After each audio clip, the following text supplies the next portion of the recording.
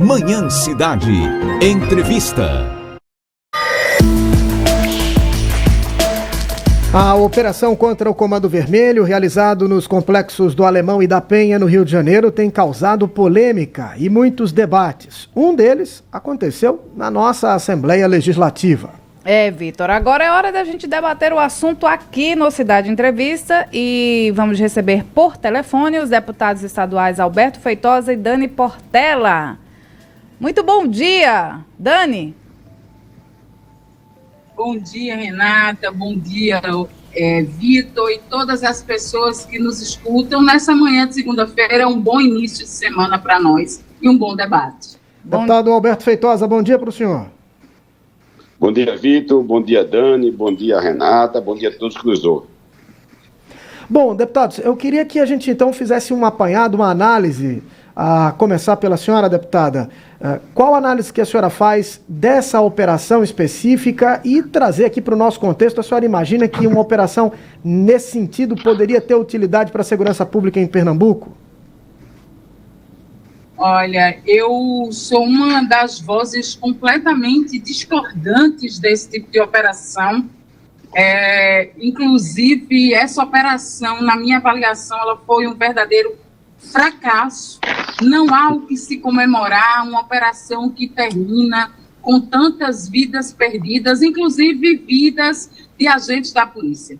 Essa operação ela não trouxe os elementos fundamentais, que é coordenação, planejamento e uso de inteligência. Foi uma operação de força que deixou muito sangue pelo chão, muitas famílias enlutadas, e por isso essa operação ela não pode servir de modelo, né? A operação, para mim, o que aconteceu não foi uma operação que promove segurança pública, mas uma verdadeira chacina de milhares de pessoas e corpos deixados para trás e recuperados pelos próprios familiares. A gente vem vivendo nesses últimos dias cenas de horrores, inclusive com famílias não conseguindo até hoje identificar a totalidade dos corpos. Então, isso não é modelo nem para Pernambuco, nem para lugar nenhum.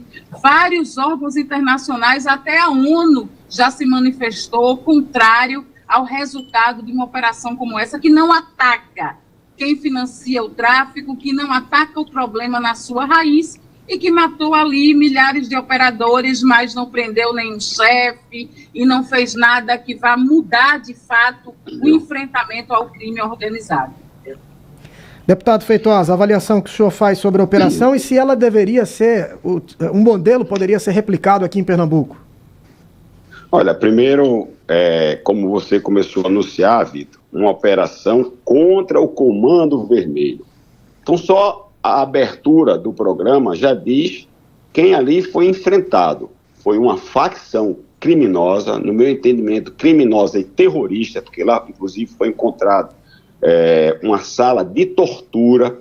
Foram apreendidos mais de 90 fuzis, foram 93 fuzis apreendidos. Se a gente for analisar, muitos quartéis da Polícia Militar, batalhões da Polícia Militar do Estado de Pernambuco não tem essa quantidade de fuzis, mais de 40 mil cartuchos de munições das mais diversas calibres, ponto .50, a gente não tem ideia do que é uma ponto .50, do tamanho da palma da mão de um homem, calibre 7,62, um tiro de 7,62, se pegar no ombro de um homem de média complexidade, arranca o ombro.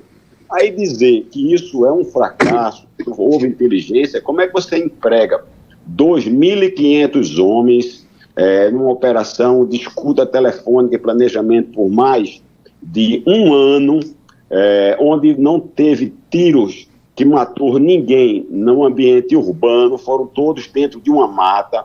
Essas pessoas que foram para a mata de madrugada, 4 horas da manhã, você está numa mata armada de fuzil, que pessoas são essas? São bandidos.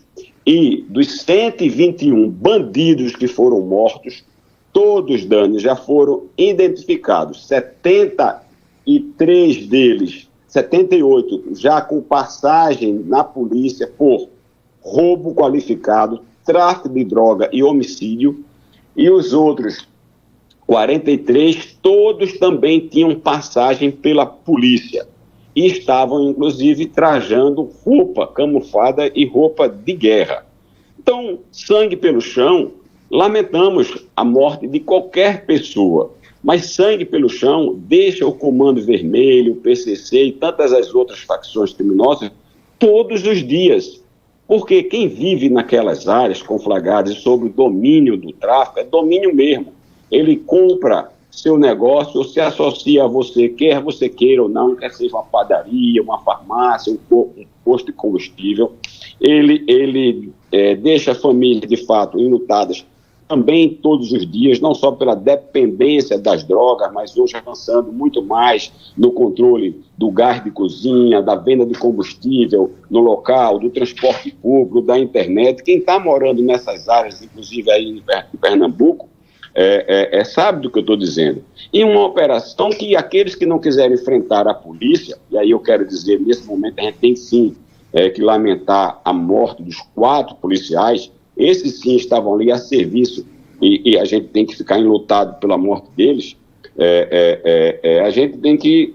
Quem não quis enfrentar a polícia, que planejou e levou com que as pessoas fossem para a mata, imagens essas já mostradas pela imprensa e que vivia de chacota, inclusive de cobrança da população carioca, que, diga-se de passagem também, 73% da população do Rio de Janeiro aplaudiu e quer mais operações dessas, como também deve ser esse o percentual do Brasil. Então, quem não enfrentou a polícia se entregou. Então, o que Dani diz que foi um fracasso, eu digo que foi um sucesso. Lamentavelmente, a gente tem que ter esse tipo de enfrentamento, porque é com violência. Não a gente não tem ideia o que é um tiro de fuzil. Quem está ouvindo aí não tem ideia do que é um fuzil. Eu sei, eu já morei no Rio de Janeiro em 93, 94, já subi o morro no Rio de Janeiro, quando lá tive a disposição das forças militares. E quero dizer a vocês o seguinte, já em 93, 94, a favela da Penha e o complexo do Alemão e o complexo da Penha, a gente já não entrava fácil. Diferentemente de que Lula faz, caminhando lá com facilidade, e o Flávio Dino. Então, essa é a minha observação, e eu acho que tem que ser feito sim, no estado de Pernambuco, que eu já recebo, inclusive, depoimentos, eu estava atendendo um jovem na minha sala, e ele olhou para o relógio, já eram 8 horas, e disse, eu tenho que ir porque na minha comunidade tem toque de recolher e eu não posso chegar lá depois das 19 horas. Ele faz Uber lá, tem que deixar o carro e pagar aos traficantes para guardar o carro dele para ninguém mexer. Então tem que ser feito não só no Rio de Janeiro, mas também em todos os estados. Lembrando, inclusive, quem nos ouve e a Dani, que 54 pessoas dos mortos eram de outros estados, 9 estados, e eram todos eles chefes do tráfico nos outros estados. E estavam lá no Rio de Janeiro por uma facilitação que o Supremo Tribunal Federal deu numa DPF, inclusive solicitada por um parlamentar do PSB, que tem o presidente João Campos, e lá tinham 54 pessoas de outros estados que foram mortos, inclusive muitos deles chefes sim, do crime organizado. O chefe do Comando Vermelho não foi pego, mas ainda está na cola dele e em breve será pego, Dani. Ele e, se Deus quiser, todos os outros.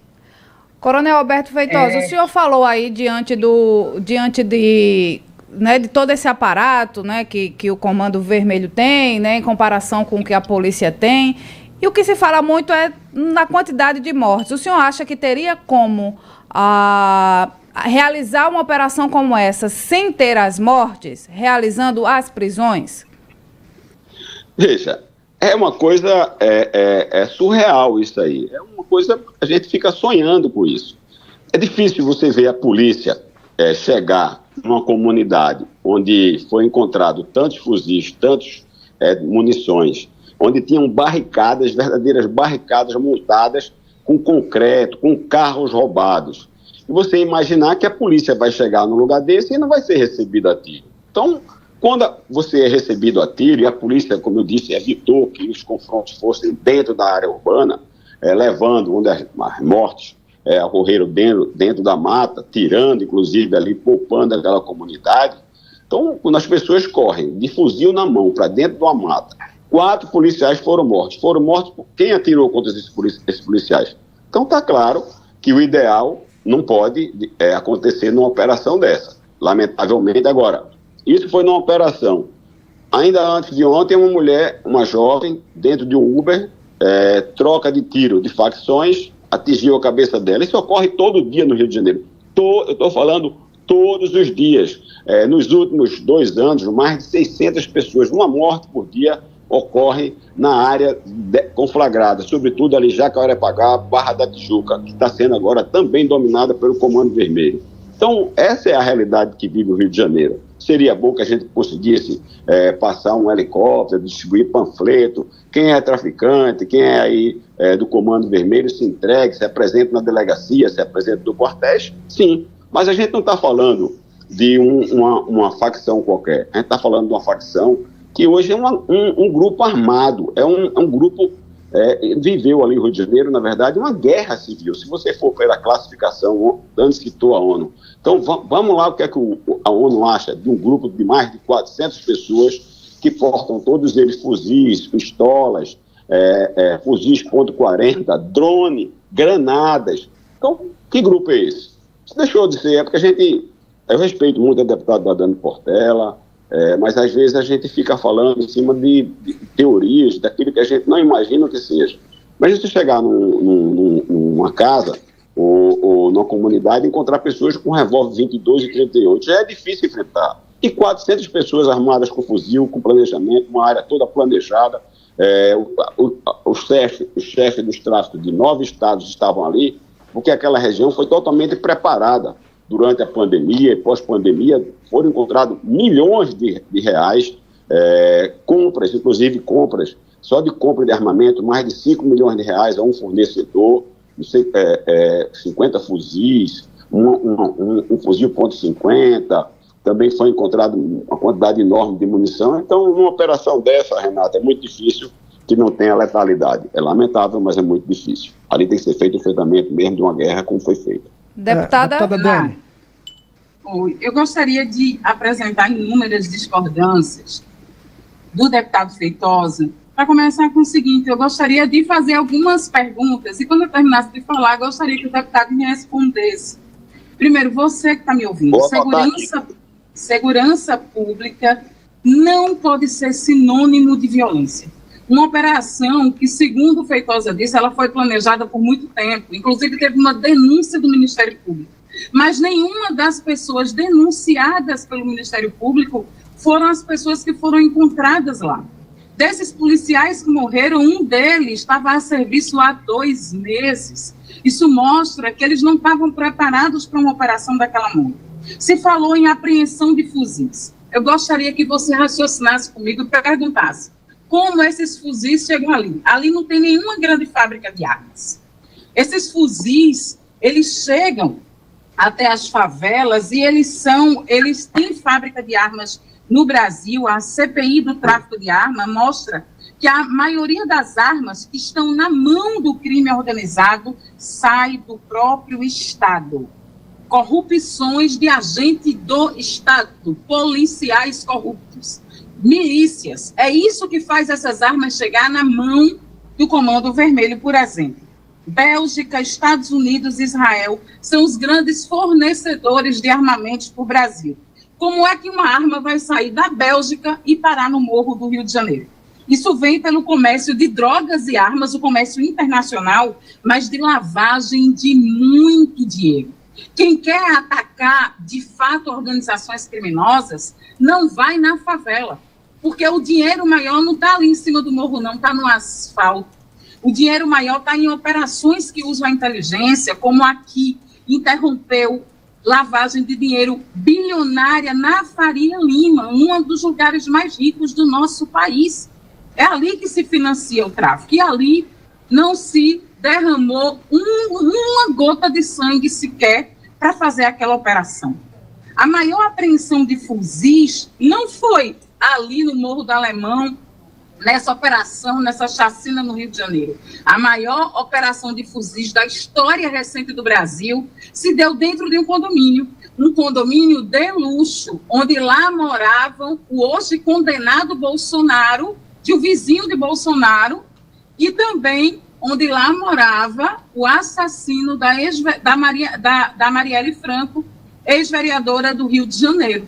Então, ali foi a maior apreensão de fuzis da história recente, em condomínio de luxo, e ali também não se derramou uma gota de sangue.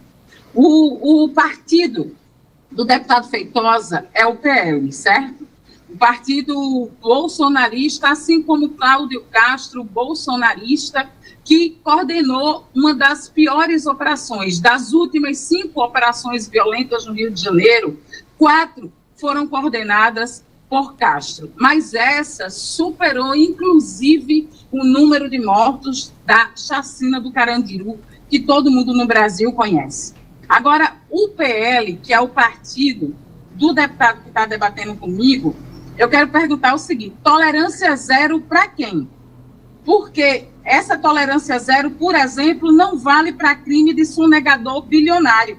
Agora mesmo, está tramitando um projeto de emenda de Constituição para barrar sonegação bilionária. Eu estou falando de altos crimes de colarinho branco, que vai prender as pessoas ou punir as pessoas que desviam bilhões e bilhões e bilhões de dinheiros que poderiam servir de política pública. Mas o partido do deputado deu 35 dos 50 votos para barrar a urgência desse PL, que quer punir crime de sonegador bilionário. Por exemplo, aplaudir o cerco na mata, mas não aplaude o cerco da prata, né? A PEC da blindagem. Recentemente, eu inclusive vim aqui na rádio discutir sobre a PEC da blindagem, que era uma PEC para tentar blindar políticos que cometessem crimes como homicídio, feminicídio, estupro, abuso sexual de crianças, pedofilia, qualquer crime.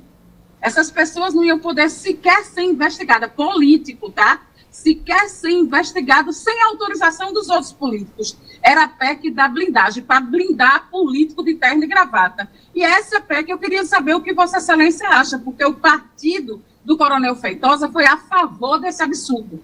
Quer dizer que o bandido é só o outro. O bandido é quando é pobre, negro, favelado. E eu não estou aqui, de maneira nenhuma, defendendo a organização criminosa. Mas se pode, sim, fazer uma operação sem mortes. Isso é possível com planejamento, isso é possível com o uso da inteligência. O que aconteceu ali, as pessoas não estavam na mata. Elas foram emboscadas até a mata.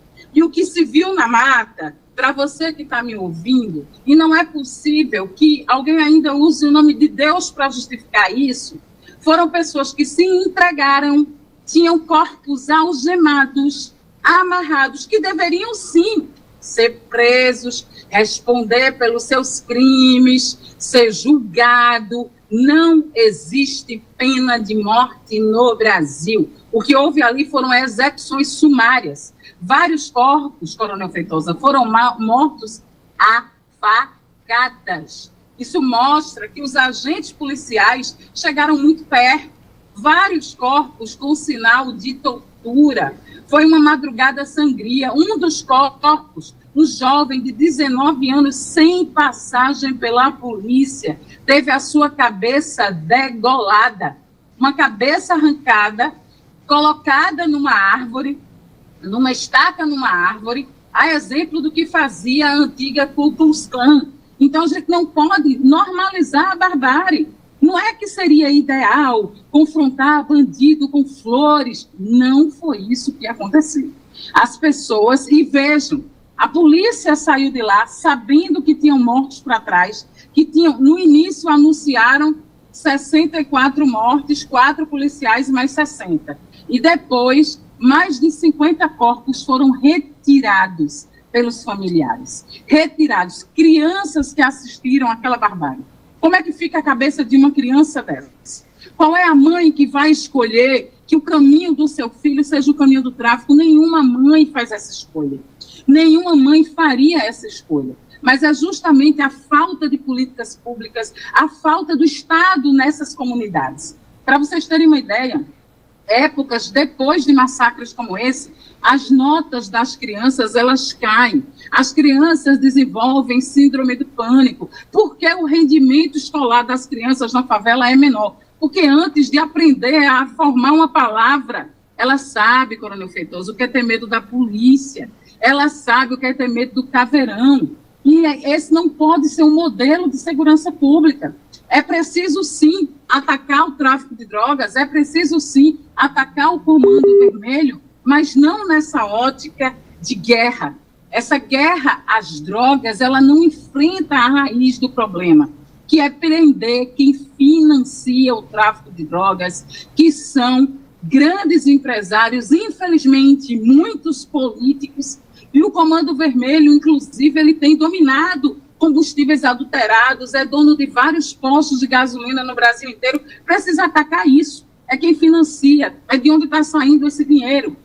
O Estado ali, Castro, acaba colaborando, porque ele entra, assassina de maneira fria, com indícios de crueldade, ordena o assassinato de milhares, a maioria jovens.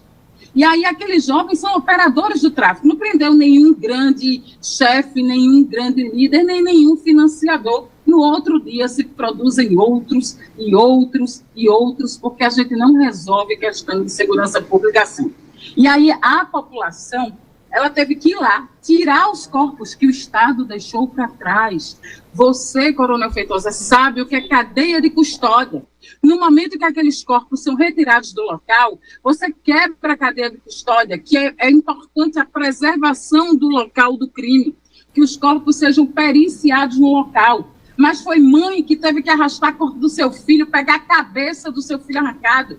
Um braço com uma algema foi encontrado separado do corpo, já estava algemado. Por que não prendeu? Por que não levou? Porque escolheu fuzilar. E escolheu matar, inclusive matar com facadas. É uma morte muito próxima. Houve um extermínio ali. Não pode considerar uma operação dessa um sucesso. Isso falta humanidade. Isso é falta de bom senso de perceber a questão da segurança pública por uma outra ótica. E precisou que os familiares, com muitas crianças vendo aquela cena de horror, enfileirassem corpos, deitassem corpos, ali, descartados como lixo se fossem. O que é que a gente quer falar para as pessoas que vivem na comunidade? Qual o futuro que a gente quer dar para aquelas crianças e para aquela juventude? Corpos negros deitados, corpos negros enfileirados, a maioria muito jovem, sem camisa, a maioria só de cueca. Foi assim que isso foi exposto, uma imagem lamentável para o mundo inteiro, porque isso não é admitido. Não significa que alguém aqui é a favor de crime, é a favor de que a nossa legislação seja cumprida, que as pessoas sejam presas, julgadas e condenadas pelos seus atos, e não assassinadas sumariamente por agentes de Estado. A polícia do Rio de Janeiro é a que mais mata no mundo, mas também é a que mais morre. Então, nós defendemos um modelo de segurança pública que, inclusive, dê condições a esse policial de trabalhar de maneira mais segura. As câmeras corporais, e eu sou uma ampla defensora das câmeras corporais aqui, isso podia estar acontecendo agora em Pernambuco. Se essas câmeras corporais estivessem todas funcionando, e se não for execução, isso protegeria o próprio policial. Mas sabe que aqui responderam que todos estavam com câmera nas fardas, mas infelizmente as imagens não vão aparecer porque elas estavam sem bateria. Isso é decisão.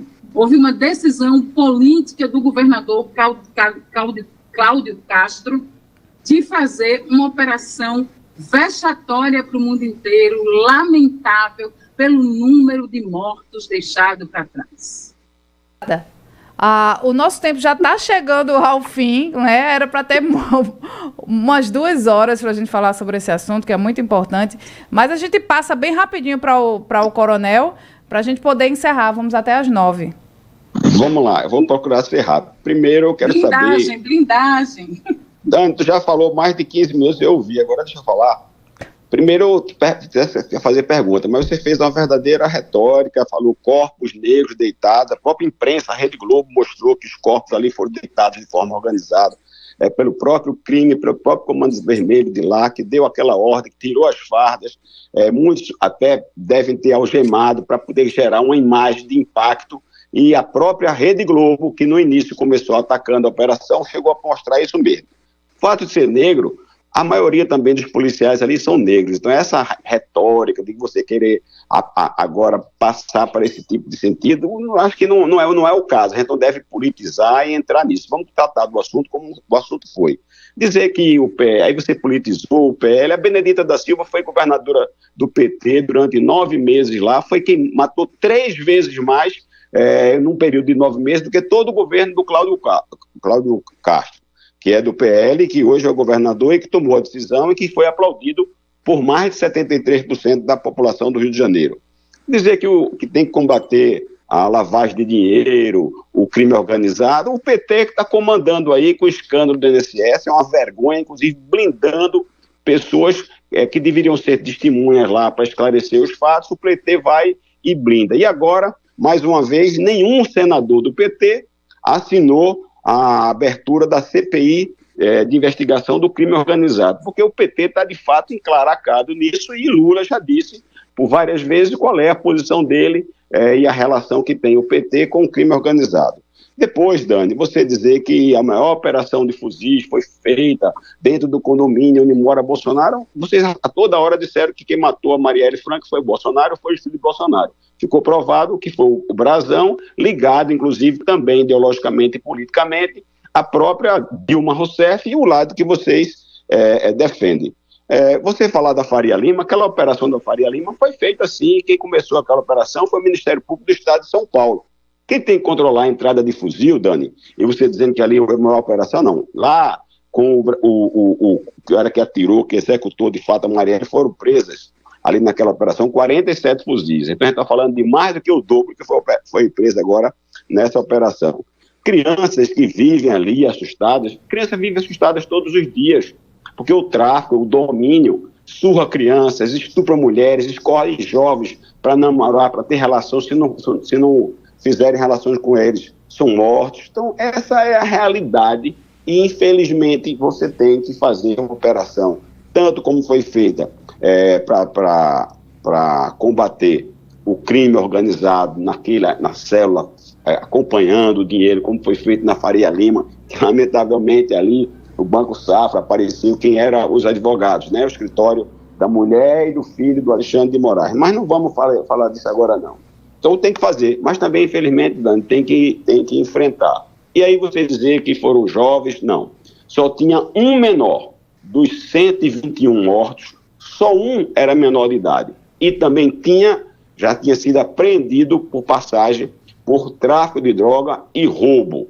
Então eu acompanhei e sei direitinho os fatos. Então é lamentar que ainda tenham algumas pessoas que aprovam a marcha da maconha, que é uma apologia à droga, e a maconha não chega na casa de um jovem, na casa de qualquer pessoa, de maneira que não seja pelo crime organizado, pelas as diversas facções que existem no Brasil, e de lá se começa tudo. Então, eu acho que operações como essa, mais uma vez, aplaudo sim a decisão do governador.